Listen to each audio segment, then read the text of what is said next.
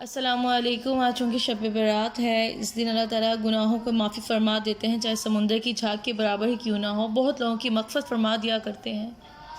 میں چاہتی ہوں انسان اپنی ابتدا کو جانے۔ میں جانتی ہوں بہت سارے لوگ سب کچھ جانتے ہیں کہ انسان کی تخلیق کیسے ہوئی، لیکن میں ایک اچھے طریقے سے مکمل بتانا چاہتی ہوں، کیونکہ جب انسان اپنی ابتدا کو جان لیتا ہے تو وہ گناہ نہیں کرتا، اور اس سے اگر گناہ سرزد ہونے والا ہو تو اس کا ایک نفس جو خدا خوفی یاد دلاتا ہے وہ اسے روک دیتا ہے، اور اگر اس سے کوئی گناہ سرزد ہو جائے تو وہ خدا تعالیٰ سے معافی مانگتا ہے، کیونکہ وہ جان چکا ہوتا ہے کہ وہ مٹی سے بنا تھا، اس کی تخلیق مٹی تھی، اس کی آخرت بھی مٹی ہے، اسے مٹی میں خاک ہو جانا ہے۔ تو تخلیق آدم ذرا غور فرمائیں۔ اللہ رب العزت نے جب آدم علیہ السلام کو پیدا کرنا چاہا تو حضرت جبرائیل علیہ السلام کو فرمایا کہ روئے زمین سے ہر رنگ کی مٹی، سفید، سرخ، سیاہ، شور و شیرین، نرم و سخت میں سے ایک مشت خاک اٹھا کر لا کہ میں ایک مخلوق پیدا کرتا ہوں۔ جب حضرت جبرائیل علیہ السلام زمین کے پاس گئے اور چاہا کہ ایک مشت خاک اٹھائیں تو زمین نے پوچھا کس واسطے اتنی مٹی کم کرتا ہے؟ حضرت جبرائیل علیہ السلام نے جواب دیا کہ حق تعالیٰ سے ایک مخلوق پیدا کرے گا جو زمین پر رہے گی اور میں نیک و بد بھی ہوگی، عقاب اور ثواب ان کے واسطے ہوگا۔ پھر زمین نے عرض کی میں اللہ تعالیٰ کی عزت کی پناہ کرتی ہوں کہ مجھ سے مٹی نہ اٹھا، کیونکہ کچھ لوگ نافرمانی کی وجہ سے جہنم میں جلیں گے۔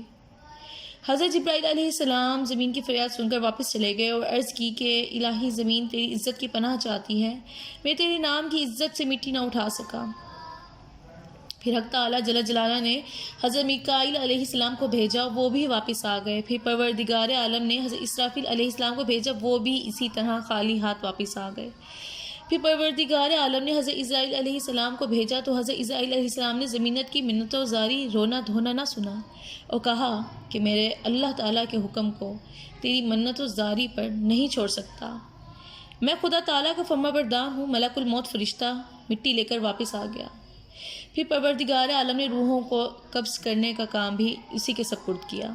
پھر اللہ تعالیٰ نے فرمایا اس مشت خاک کو جہاں پر اب کعبہ مکرمہ ہے وہاں رکھو۔ پھر 40 دن اس پر بارش برسائی، 39 دن غم کی بارش اور 1 دن خوشی کی بارش برسائی گئی۔ اسی واسطے ہر آدمی اکثر رنج و غم، فکر و اندیشے میں مبتلا رہتا ہے اور خوشی بہت کم ہوتی ہے، تو جب خوشی کے لمحات میسر ہو جائیں تو انہیں لمحہ غنیمت جانیں۔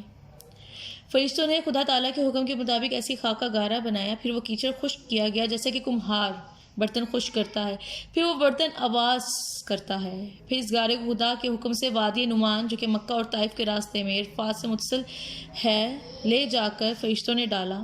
پھر حق تعالیٰ نے اپنے دستے قدرت سے اس گارے سے حضرت آدم علیہ السلام کو خوبصورت قالب یعنی کہ جسم بنایا۔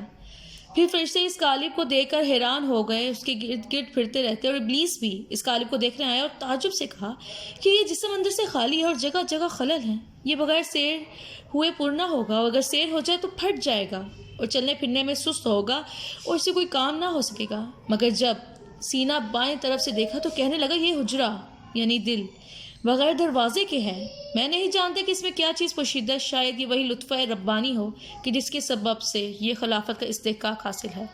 تو اپنی ذات پہچانیں، اپنی ابتدا پہچانیں اور اللہ سے معافی مانگیں۔ اللہ ہم سب کو توفیق دے کہ ہم اپنی ابتدا کو جان کر گناہوں سے اجتناب کریں اور نیکی کی طرف راغب ہو جائیں۔ آمین۔